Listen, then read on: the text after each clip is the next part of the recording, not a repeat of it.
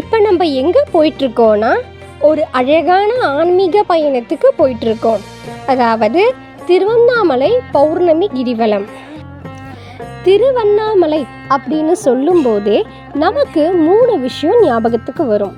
முதல் விஷயம் அண்ணாமலையாரும் உண்ணாமுலை அம்மையும், 2வது கார்த்திகை மாசத்துல வர மகா தீப திருவிழா, 3வது எல்லா மாசமும் பௌர்ணமி நாளன்னைக்கு அண்ணாமலையை சுற்றி வர பௌர்ணமி கிரிவலம். பௌர்ணமி கிரிவலம் போகும்போது பலவிதமான நன்மைகள் உண்டாகும் அப்படின்றது உண்மைதான். ஆனால் எந்த விதமான பலனையும் நம்ம எதிர்பார்க்காம பகவானை மட்டும் நம்ம மனசில் நிறுத்தி பக்தி உணர்வோடு இந்த கிரிவலம் போகணும். முதல்ல இந்த பயணத்தை நம்ம எங்கே ஆரம்பிக்க போகிறோன்னா ராஜகோபுரத்துக்கிட்ட இருந்து ஆரம்பிக்க போகிறோம். கிரிவலம் தொடங்கிறதுக்கு முன்னாடி நம்ம இந்த வரைபடத்தை பார்க்கணும். அதாவது நம்ம ராஜகோபுரத்துக்கிட்ட இருந்து தொடங்கி 14 கிலோமீட்டர் கிரிவல பாதையில் நடந்து வந்து மறுபடியும் ராஜகோபுரத்துக்கிட்டே வந்து முடிக்கணும்.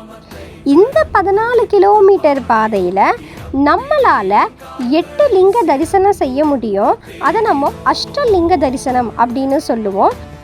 அது மட்டும் இல்லாமல் நம்ம பார்க்க வேண்டிய பல ஆசிரமங்களும் தரிசனம் செய்ய வேண்டிய கோயில்களும் இந்த கிரிவல பாதையில் இருக்குது.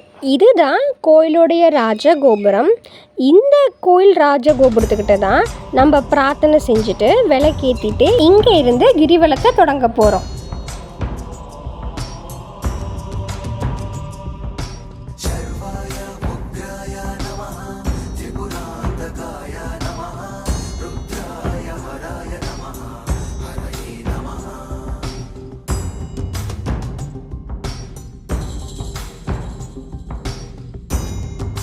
நமக்கு அஷ்டலிங்க கோவில்களுக்குள்ள ஃபோட்டோஸும் வீடியோஸும் எடுக்கிறதுக்கு அனுமதி இல்லை.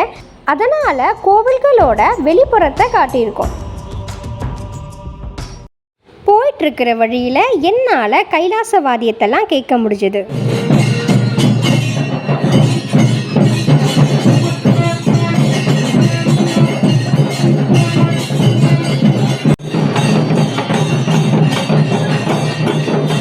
சிவன் கோயில் திருப்பணிக்காக ஏதாவது பொருளுதவியோ இல்லை பண உதவியோ செய்யும்படி கேட்டு வந்திருந்தாங்க.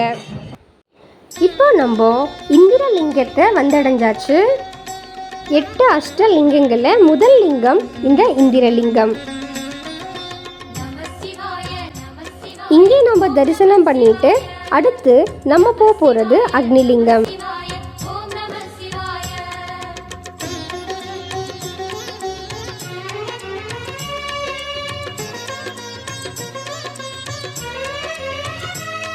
இப்போ நம்ம 2வது லிங்கமான அக்னிலிங்கத்தை வந்து அடைஞ்சிட்டோம். இதுதான் கோயிலுடைய என்ட்ரன்ஸ்.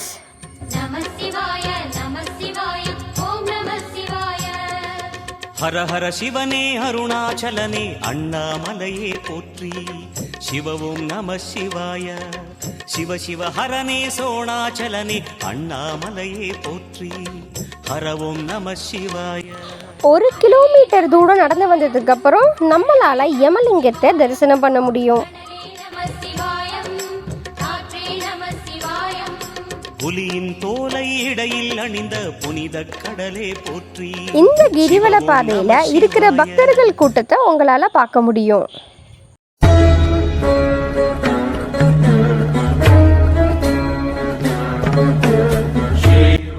அடுத்து 4வது லிங்கமான நிருதி லிங்கத்துக்கிட்ட வந்து சேர்ந்திருக்கோம்.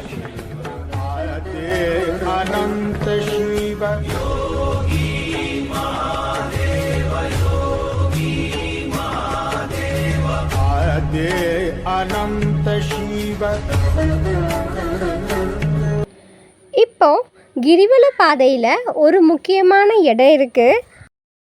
அதுதான் திருநேர் அண்ணாமலையார் கோயில். மலை உச்சியில கார்த்திகை தீபம் ஏற்றும் போது அந்த தீப ஒளி இந்த கோயிலுக்கு நேரா விழும் அப்படின்றதுனால திருநேர் அண்ணாமலை ஆயிடுச்சு. அடுத்து ராகவேந்திரா சுவாமியுடைய பிருந்தாவனத்தை தரிசனம் பண்ணலாம். அடுத்து ஒரு முக்கியமான இடம் இருக்கு, அதுதான் அடிமுடி சித்தருடைய ஜீவசமாதி.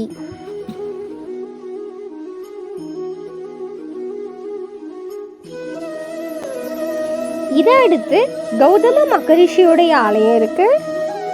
இதனடுத்து சூரியலிங்கம் இருக்கு. அஷ்டலிங்கத்தில் சூரியலிங்கத்தை சேர்க்கல, இருந்தாலும் நம்ம சூரியலிங்கத்துக்கிட்ட போய் பகவானை தரிசனம் பண்ண முடியும்.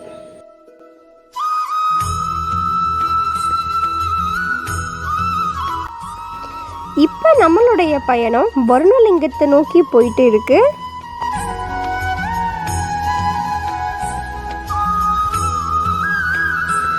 இப்போ நம்ம வருணலிங்கத்துக்கிட்ட வந்துட்டோம்.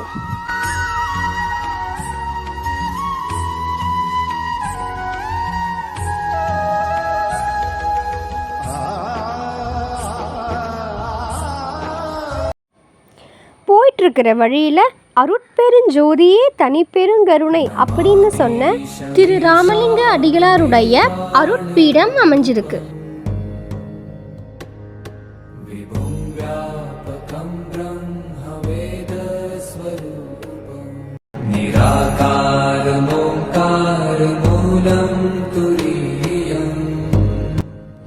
இதுல உங்களால பௌர்ணமி நிலவை பார்க்க முடியும்.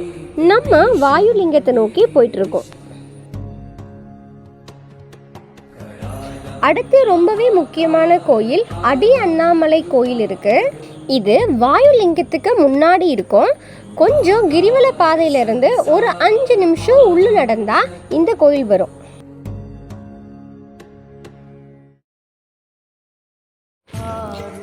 சாய்பாபாவுடைய கோயில், ஜோதிர்லிங்க தரிசன அமைப்பு, இது எல்லாமும் இருக்கு. இப்ப நம்ம வாயுலிங்கத்துக்கிட்ட வந்தாச்சு.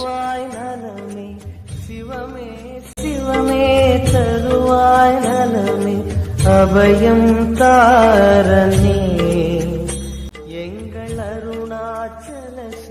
அடுத்து நம்ம பார்க்க போறது சந்திரலிங்கம். அருணாச்சலனே அன்பே சிவமானநாதனே. இந்த சந்திரலிங்கம் அஷ்டலிங்கத்துல கணக்கெடுக்கப்படல, ஆனாலும் நம்ம தரிசனம் செய்யலாம்.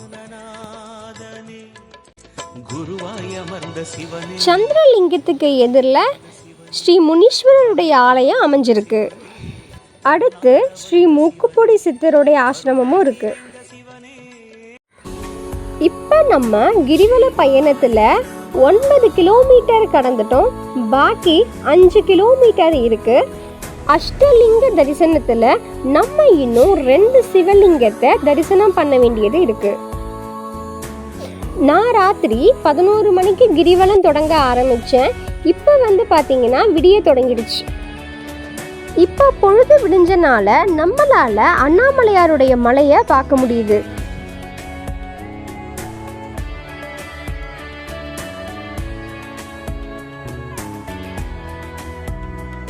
ஏழாவது லிங்கமான குபேரலிங்கத்துக்கிட்ட நம்ம சேர்ந்துட்டோம்.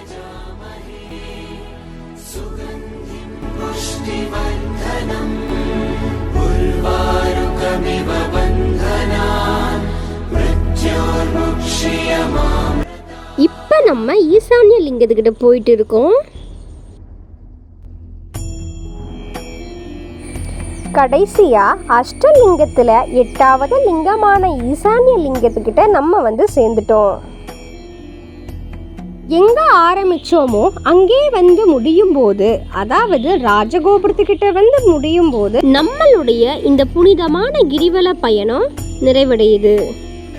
பௌர்ணமி தினம் அன்னைக்கு நீங்க காலையிலையும் கிரிவலம் போகலாம், இல்லை மாலை நேரத்துலையும் கிரிவலம் போகலாம். பௌர்ணமி அன்னைக்கு கிரிவலம் போக முடியாதவங்க எந்த நாள் வேணாலும் கிரிவலம் போகலாம். திருவண்ணாமலைக்கு வர்றதுக்கு நமக்கு பஸ் வசதிகளும் இருக்குது, ட்ரெயின் வசதிகளும் இருக்குது, டாக்ஸி வசதிகளும் இருக்குது. நடக்க முடியாமலோ இல்லை உடம்பு சரியில்லாமல் இருக்கிறவங்க கூட ஆட்டோவில் அஷ்டலிங்க தரிசனம் செஞ்சு கிரிவலத்தை முடிக்கலாம். எல்லாம் வல்ல இறைவனை வணங்குவோம், எல்லாவரிடத்திலும் அன்பு செலுத்துவோம், அம்மையப்பனின் அருள் பெறுவோம். அன்பே சிவம். சிவாய நமக.